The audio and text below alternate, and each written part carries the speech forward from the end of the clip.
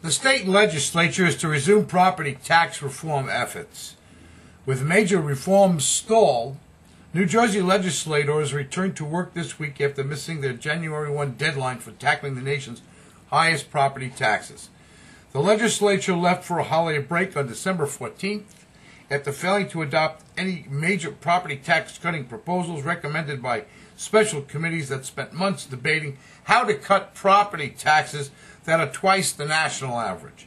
It is really, it's the state's shame that they didn't get this done. This needs to be done as quickly as possible, especially in light of the state close down last July over the budget.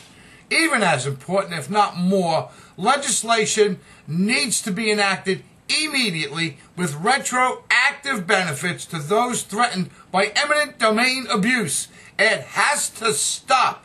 Eminent domain, wherein there is a private gain, seizing private property that's in perfectly good, usable, and occupied condition, should be ceased immediately. The governor made that promise when he campaigned. I have a video clip. We're going to show it at the conclusion of today's program, along with our credits, that he promised to do that. He needs to do that. In addition, the number 3 hot item for the state is to end political funding manipulation, all of it across the board. Number 4, we need to arrest the situation where there's high violence and murder. You know what? We need a program that stops drug abuse. If there's no drug use, there's no war over the sale of drugs in any community. That's what's going on. Doesn't take a genius to figure that out. Drug use has increased. It's a big business in the shore area at this time. So gangs are trying to come in and take over the independent drug dealers, the little people. You know, everyone looks at me and says to me, well, you know, what do you want to punish the users for? If there were no buyers of the supply, there'd be no need to have the supply. And if there was no need, no business, there'd be no war over who controls that business. In Long Branch, as we talk of it, we have a suspect that was arrested.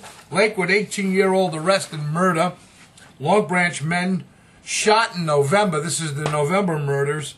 A Bloods gang member was arrested Saturday in connection with the November shooting of 2 city men, one of whom died.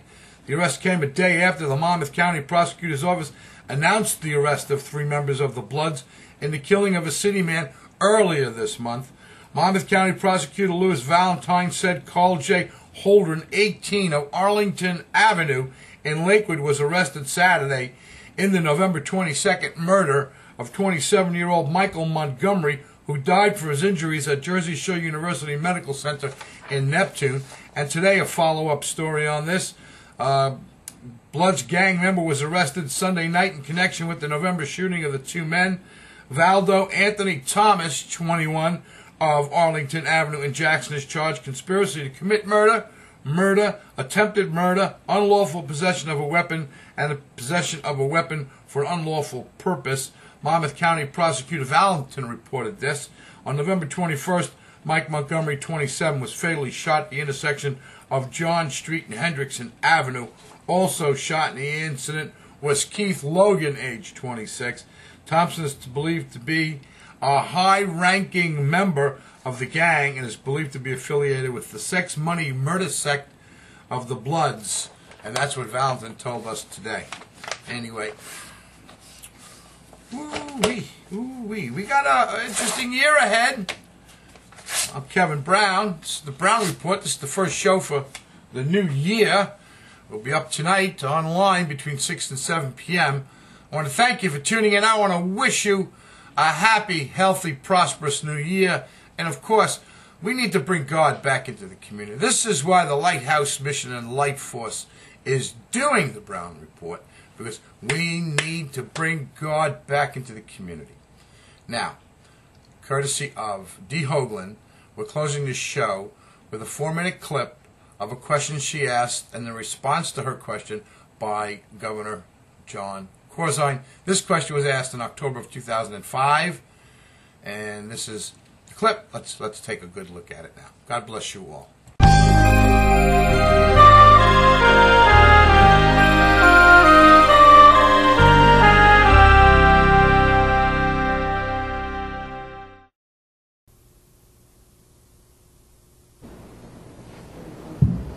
Yes, ma'am. Denise Hoagland. I'm a resident in Long Branch, and there's so many things going through my mind with what you're talking about, because I'm a resident of Long Branch. I'm an at-home mom. I have an affordable home that has afforded my husband's salary to be able to keep me at home with my 3 children, and also attend graduate school, to which I just graduated in May. But thank you very much. And yet the city of Long Branch is trying to take and seize my home. Not a good idea. Through the power of eminent domain, in which I have an affordable home, and it has afforded me the opportunities to do so many of these things that you're talking about. I guess my question to you is, if elected on November, the day after the election, November 9th, what is it that you see in the foreseeable future that you could possibly do for me, as the city of Long Branch is anticipating invoking this forcible seizure soon? Well, first of all, as I said in my remarks, I'm opposed to that as a concept. And if the city were to negotiate with you and they made an economic offer that you couldn't refuse, and I don't mean just the value of the property that it would be after it was gone through whatever process, but some kind of transition costs for you, your family, that's a individual issue that needs to be negotiated out. But I don't think you should be using the power of eminent domain to force you to make that decision.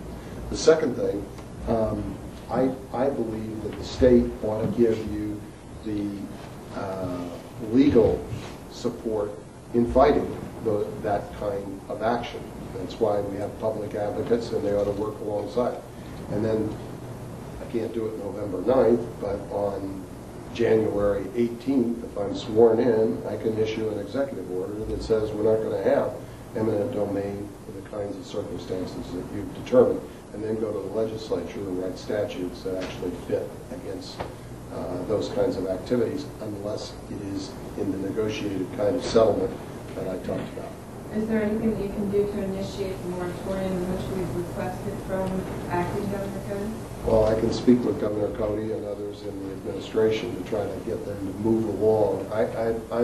I'm actually disappointed in some of the steps that have been taken not to actually deal with this. This is a repeated element across the state, and I think it's unfortunate that we continue to have it. And I've made very clear where I stand on this. I can be even more long-winded if you want me to be about policies, but the fact is that we've got to get people to act on it. And this is property rights are something that are protected